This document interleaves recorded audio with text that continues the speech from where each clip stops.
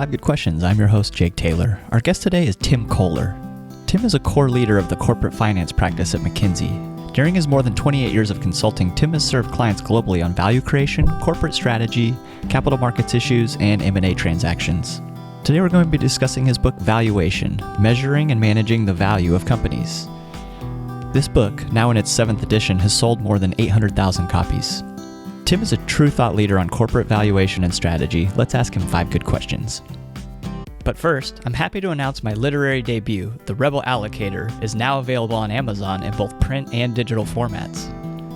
You could say it's about time. I've been pouring my heart into this book for more than 3 years. A well-known SoCal billionaire received an early copy of the book and actually called me to say he enjoyed the story and was adamant that I get it made into a movie. Talk about a surreal experience getting 20 minutes on the phone with one of my heroes. My friend Tobias Carlyle had this to say: Jacob Taylor has written a modern-day investment classic. The Rebel Allocator is reminiscences of a stock operator for value investors. It's a fictionalized retelling of the lessons in The Intelligent Investor in an accessible page-turner. If you want to learn how to invest like Warren Buffett by sitting at his knee, this is the book for you. Wow, how flattering is that? I was blown away when he sent me that. I've created dozens of ad-free author interviews over the last 5 years and never asked for anything in return. If you've gotten any value out of these efforts, please do me a personal favor and pick up a copy of The Rebel Allocator. I promise you won't regret it. And now, on with the show. Welcome back to the program, everybody. My guest today is Tim Koller, who's the author of Valuation, and this is like one of the industry standards. If you haven't read it, you should definitely get one of the versions. And what's the newest version that just came out, Tim? We just came out with the 7th edition of Valuation, so it's been on the market for about 30 years now. That's amazing. I remember, I don't know which version I had when I went through my MBA program, but it was must have been 10 years ago now. So I remember enjoying it then. And the newest version that I just went through again, you had a lot of cool things that you'd added to maybe reflect a little bit how business has changed. I thought maybe you could just start real quick with highlighting a couple of the new things for this version. Sure. The new things for this version reflect some of the current events. So, for example, everyone's talking about environmental, social, and governance issues, right? So we have a new chapter on how do you think about those and their impact on valuation. And we make the point in there that there's still a lot of opportunities that companies look for to do things that are good for the environment or good for socially that do create value. We have another section on digital. So everyone, every CFO and every company is figuring out what digital, there's sort of digital initiatives like galore. How do you sort through and figure out which ones to do? So we have a section which talks about how do you think about sort of valuing different digital initiatives, and how might that, if they affect the value of your company? Is it really a new business opportunity, or is it just making your business better? We talk about the last year the Business Roundtable issued a statement talking about corporate purpose, signed by well over 100 large companies. So we talk about what is that. And we actually make the argument that we've been talking about long-term shareholder value creation as opposed to short-term shareholder value creation for 30 years. So it's been something that we've preached for a long time, trying to encourage companies to focus on the longer term rather than maximizing just short-term profits. So we talk a little bit more about those are the kind of things we put in the new book, in addition to updating all the data and cases and those kind of things. Yeah, the whole idea that if for the long term you worry about all your stakeholders, a lot of those things sort of take care of themselves then, right? Like, and almost don't need to have their own right. Like ESG as a title. Like, of course, it's important. Well, especially the social part. I mean, it's you got to take care of your customers, you got to take care of your employees, and you got to take care of the community that you operate in. Otherwise, people won't want to work with you. You got to do things like if you're operating in, a lot of companies have government regulation, so you have to, be in good with the regulators and those kind of things to survive. So it's all common sense that if you do, in order to be successful over the long term, you have to satisfy those stakeholders. Yeah. So our official first question number 1 is, do you think that the growth rates and the ROICs of today's market favorites that are implied by their prices also as well. Do you think that those are justified to produce attractive future total shareholder returns? Do you think the prices basically are, is there maybe a little bit rosy expectations baked into that based on the potential growth and ROIC, even though they have been way above kind of what most people would have ever imagined they could do for so long? Yeah.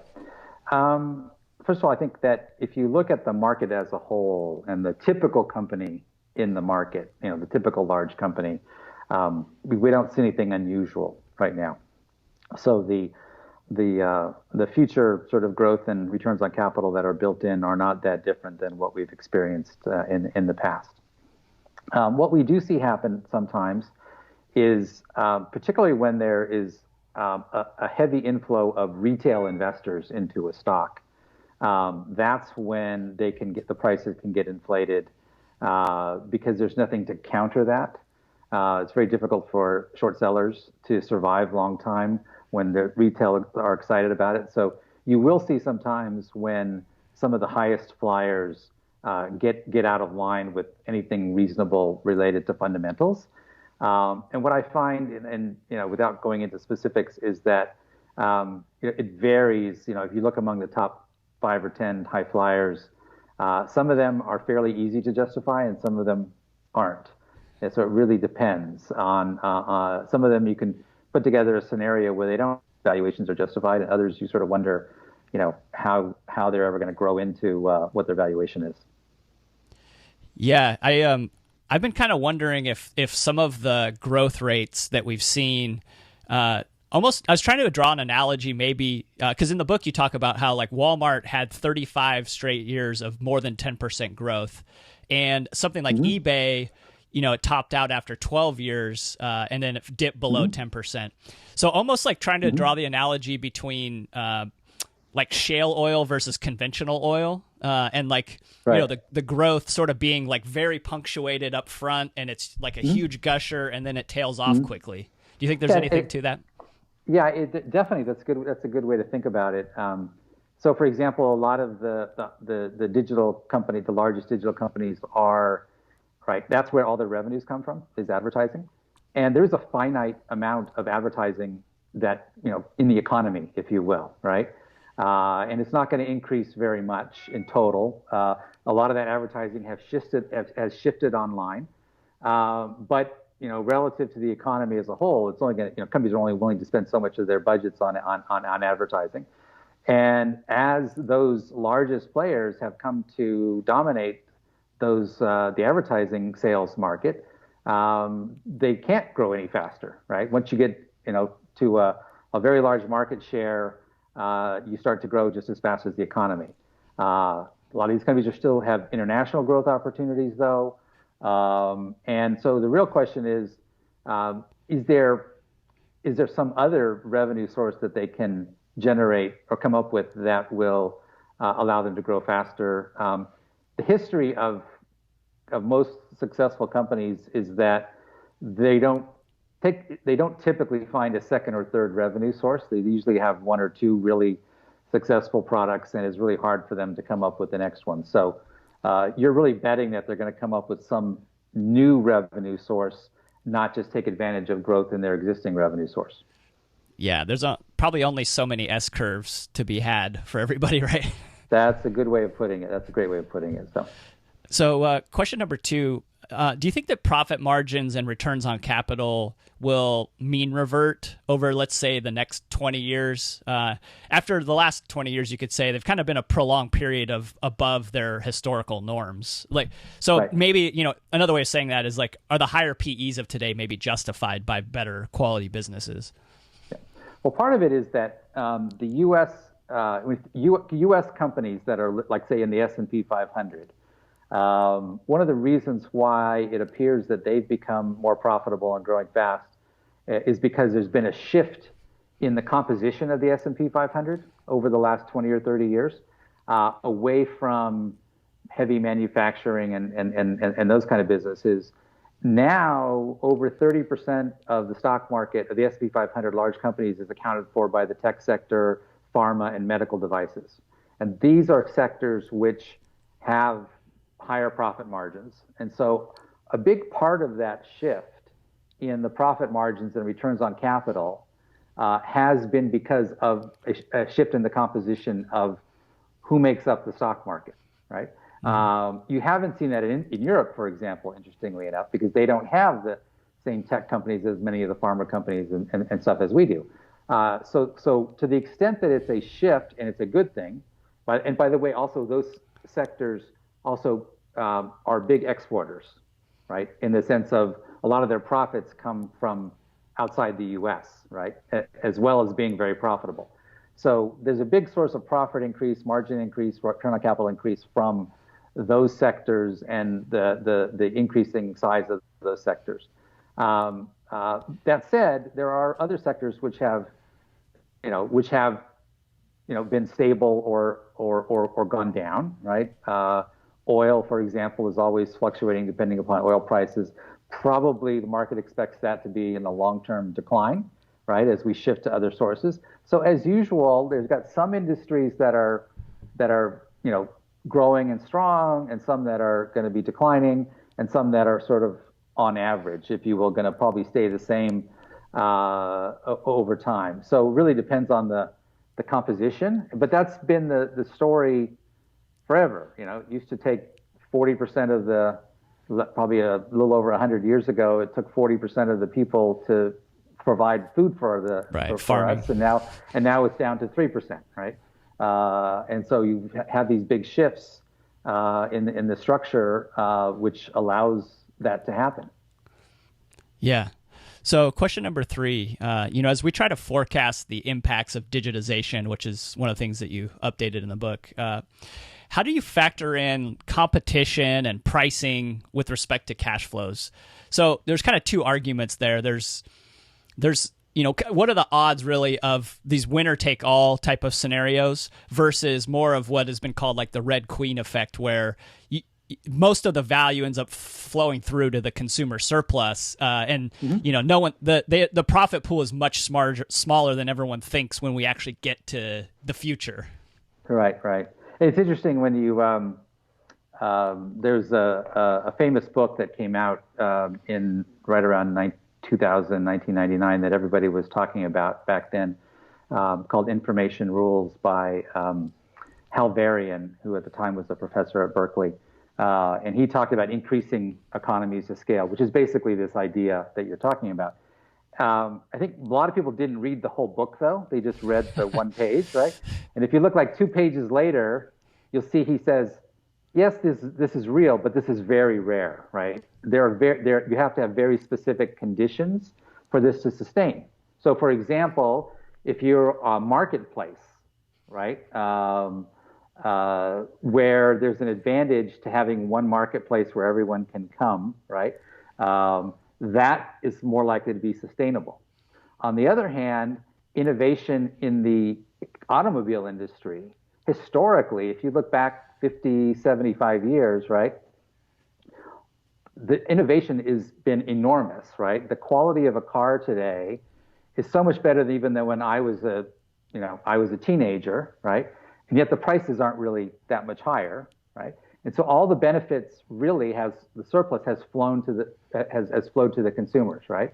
Mm-hmm. And so it really depends on the industry and the nature of competition.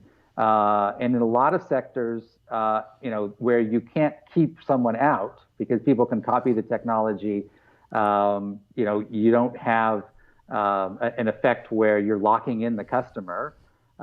It's very difficult to keep the competition out. And in the end, most of the benefits will flow to the consumers. So would you guess that there's probably there are less network effects out there than what people think? I think they're very rare, yes. Yeah. Most of what we see when it comes to digitization and digital things are in making your businesses better, your core businesses better, as opposed to, every company I talk to, every client, they're always thinking about, okay, what can I do that's going to create that so I can be valued like one of these digital companies? And the reality of it is that there just aren't that many things that have these network effects. The reality is, but companies still have to do these digital things in order just to keep up with the competition. If you're a bank, right, and you don't have a mobile banking app, even though that's not going to add any revenues, right? If you don't have it, you're going to lose customers, right? So you have to do these things just to stay competitive, right? You have to take out costs by digitizing things, preventive maintenance if you're a manufacturer, monitoring your equipment so that you can bring down your costs just to stay competitive. So you still have to do these things, but once again, often much of the benefit's going to go to your customers. Right. And so then we can start to see, circle back a little bit on our conversation, what is the profits that are going to be available to everybody later, and then the dispersion of profits across the different industries, because of maybe a lot of it is luck. Did you end up with being able to be the one shop in town? Well, you could argue that it's luck, because oftentimes it's not necessarily the first person to come up with an idea. Yeah. It's the second or third or fourth who perfects it, or who figures out a way to capture the attention of, it comes in at just the right time, right? The first person is often wedded to their initial approach, right? And so someone improves upon it, but they're not willing to cannibalize themselves, so they get cannibalized. And so maybe the third or fourth entrant, for example, Google, I don't know, they certainly weren't the first search engine. 17th, I think. 17th, okay. Yeah. So you know that better than I do, and yet they won the battle, right? It's really hard to predict. There is an element of luck, and there's an element of really being attuned to the customer and being very nimble and agile and figuring out what the customer wants and being willing to cannibalize your existing business. So question number 4, what's the most pervasive and pernicious myth in finance and valuation that just seems like it won't die after all these versions of the book that you've written? Well, what seems like won't die, and it bothers me every day, is the relentless focus on EPS, earnings per share. Okay, there's this myth perpetuated sometimes by bankers and others, and just because sell-side analysts talk about it a lot, that EPS is all that matters, right? And what it leads companies to, the reason it's so harmful, right, is that it leads companies to focus on improving EPS and not on how they improve EPS, right? And so I can think of a number of companies that have done a very good job on EPS at the expense of long-term revenue growth by cutting costs, cutting R&D, cutting marketing and sales, or by just repurchasing shares and thinking that counts the same. Not that share repurchases are bad. Sure, don't get me wrong. Share repurchases are a good thing if you've got excess cash flow that you've generated that you can't invest properly, which a lot of companies have. But the fact that it improves your EPS is not going to create additional value. You can't double count value creation, right? And so that just won't die. And I still see companies saying, oh, well, we didn't meet our number, because revenue growth was lower than we expected. So we'll just, cut some spending, or we'll do some share repurchases, make up the EPS number that way, and everything will be fine. When you actually look, you see that the market is usually a lot smarter than that. Do you think that keeps happening because of management comp plans that are EPS based? I think part of it is management compensation plans that are often tied to EPS, that are short-term EPS. Compensation plans in general that are too short-term oriented. That's one part of it. Part of it is the boards of directors of the largest companies. For example, the companies are very large and complex. They don't have the time to really figure out what's going on, so they rely on simple metrics like that. And it's also, the headline tends to be about EPS, those kind of things. So there's a lot of pressures out there. What I try to do is get our client CEOs, CFOs to talk to the more sophisticated investors and hear how they think about the companies, and give them some confidence. And I think that sometimes that works, but there still is that pervasive myth out there. And I'm battling it after 30 years, and I probably will have it for a ways to come. So. Yeah, it's your great white whale. Yes. So question number 5, let's say I'm a business analyst. What's the most likely mistake that I'm going to make in my valuation work, especially over the next decade, let's say? Mm-hmm. Well, and I would say not just over the next decade. I think that this is sort of an ongoing thing, and I think these two things are related. One is if you is not really relying on their own convictions in their analysis, and sort of saying, well, if other people are saying something else, they must be right, even if it doesn't seem to make logical or economic sense, right? History has shown that when things don't make economic sense or logical sense, they don't survive, right? And most people like Warren Buffett who've been successful have gone against the crowd, if you will, right? Gone for logic, as people who are doing valuing companies is to sort of really focus on the fundamentals and make sure that your numbers and the fundamentals tie together in terms of potential competitive advantages and returns on capital and growth, and then stick to that and be confident about that. And then just related to that, I think just as a side issue is if the numbers don't fit together with the logic and what you think is going to happen, you probably have a mistake in your model. Okay, that's what I've always found. So teams come to me and they say, this doesn't make any sense.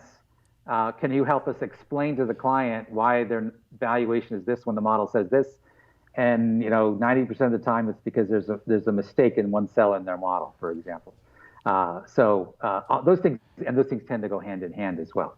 So that's what I would say the biggest issue is that, and that's been around for the lack of confidence in your own sort of thought processes and the fundamentals is often what leads people astray. One more quick question, just for me personally, that I would be interested.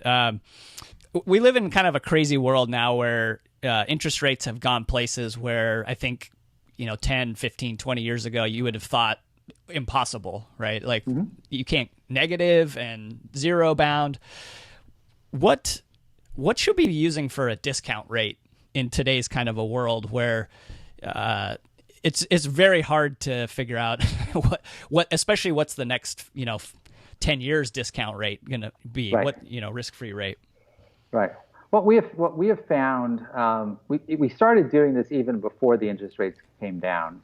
What we started doing is to try to infer what the discount rate or the cost of equity is based on stock prices relative to the economic performance of companies in the S&P 500. So what we do is we say, okay, well, what's a reasonable number for profit growth based on GDP growth? What's a reasonable number for the return on capital? And then you can sort of solve the equation backwards for what a reasonable price earnings ratio given a price earnings ratio in the market, you can solve for what the cost of equity is, right?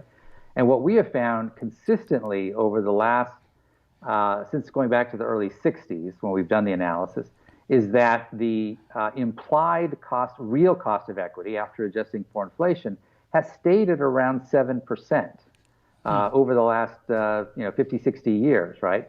And as interest rates have come down over the last decade or so, that number hasn't changed any, right? And if it had changed, let's suppose that the cost of equity so at a 7% real cost of equity, assuming about 2% inflation, which is a reasonable assumption these days, that gives you about a 9% nominal cost of equity for the typical company, right? Which is, very close to the 10% that people typically cite as the long-term return on stocks kind of thing.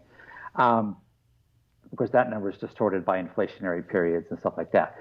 But that 9%, if you believed that the market was discounting stocks at a much lower rate as government bond rates fell, you'd expect that the average company would have a price earnings ratio in the upper 20s instead of in the mid to high teens, right? So the numbers just don't work out if you put in a lower discount rate in terms of what the market is thinking. And it makes a lot of sense, because if you're an equity investor and you think that eventually interest rates are going to go back to normal, you can't lock in that low cost of equity. So you don't want to be making an investment on the assumption that rate is going to stay low, right?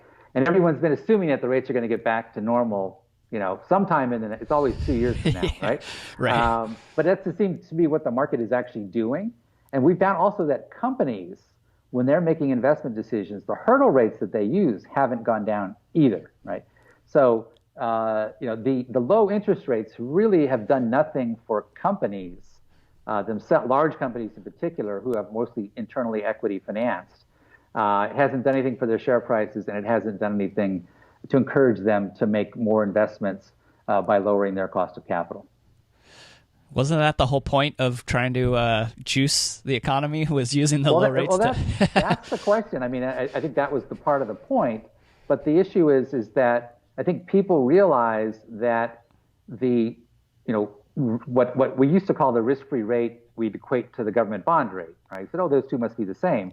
But we never envisioned a situation where the government was manipulating that market, right?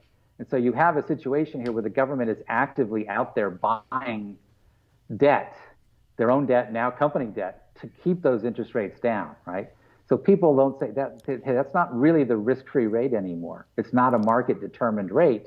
It is distorted by what the governments are doing, right? And in fact, to be cynical about it, you would argue really the benefit, the purpose of the lower rates was not to help to get companies to invest more, right? It was so governments could borrow more, right, at a cheaper rate, and to bail out the housing industry, right, which tends to be one of the typical causes of recessions, right? The housing market is typically one of the things that gets out of whack, which we have to fix every once in a while, or the banking industry. So there's no evidence. I don't think it's really helped on the investment side, but it certainly has hurt savers, particularly those savers who are older and who, want to be investing in bonds rather than stocks because, someone like my mother or whatever, because, they've only got a shorter period of time to live, and you want to shift your portfolio to save for investments, but they don't return anything right now. Yeah, we push grandma out onto the risk curve. Exactly. Or they're earning 2%, which is more likely. So I hope that's what they're doing. Let's put it that way, because you don't want them to be, certainly don't want them to be in long-term bonds, because those have only one way to go, which is down as interest rates eventually come up, right? So it's a difficult situation right now. So bonus question that we always ask, and that is for a book recommendation. And we're usually looking for something that's maybe a little off the beaten path. Yep. The one that typically comes to mind when someone asks that question, I think people have too negative or short-term view of what's going on in the world in terms of trends and stuff like that. I grew up, my teens and college years were in the 70s when we had enormous inflation, and the economy was really bad back then for a longer period of time. So there's a book called by Julian Simon and Stephen Moore called "It's Getting Better All the Time: 100 Greatest Trends of the Last 100 Years." I don't know how old it is, probably 10 or 15 years old now, maybe a little bit older than that. But they talk about all the things that we have better now than we did before, right? And so it gives a much more optimistic or more balanced picture of what's happened to our lives over the long term, right? And I think gives you much more optimism that what we're going through right now with the pandemic and this likely recession, it's a year or two, and we'll get back. And the long-term trend is we keep on getting wealthier and wealthier, which is, by the way, one of the reasons why we can spend more on healthcare and education, right? Because there's no productivity improvements in those sectors where there is, in cars and in other sectors, right? So, the longer term trends are still very positive, and I think this gives you a sense of it. That's right. Isn't that Baumel's cost disease, where they have the service-based things tend to get more expensive? That's exactly right. In fact, there's a new book out, Fully Grown, by Dietrich Vollrath that I just finished reading, right? And what he talks about is why the GDP growth maybe have slowed down, but it's not necessarily a bad thing, right?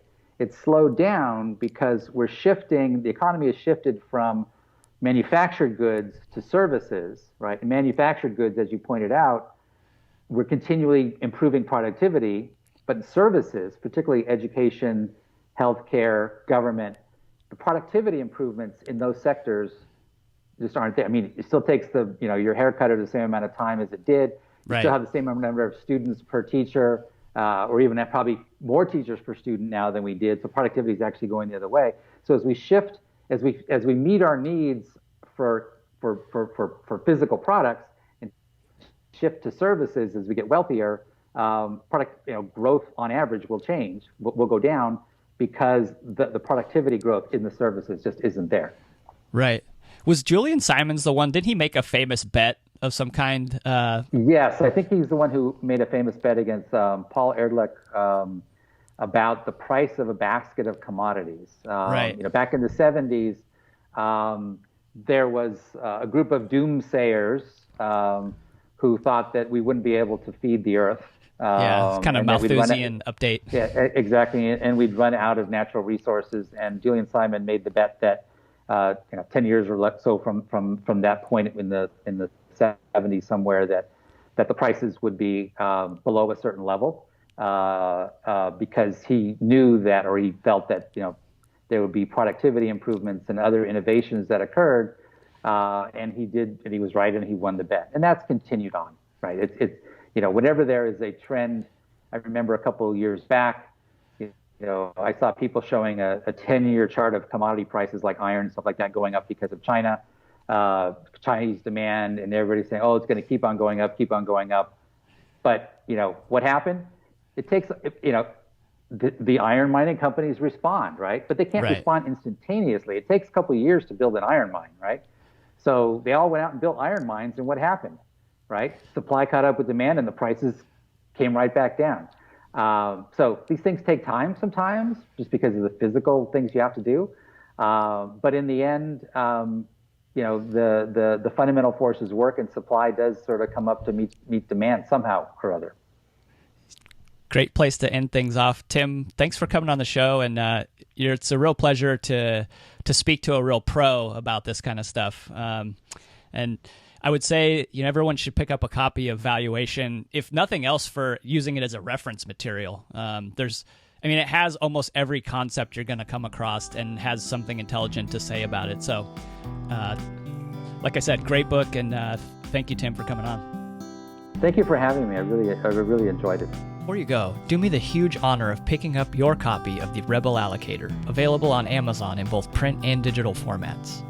It's a business person's guide to effective capital allocation, told in a coming-of-age story of a college grad who crosses paths with a wealthy Midwesterner. It's fiction for the nonfiction reader. Thanks for watching. I hope you enjoyed this interview. If you'd like to support this author and purchase their book, click here. If you'd like to become a subscriber to 5GQ, click here. And I included a couple other interviews that you might appreciate right here. Thanks. Happy reading.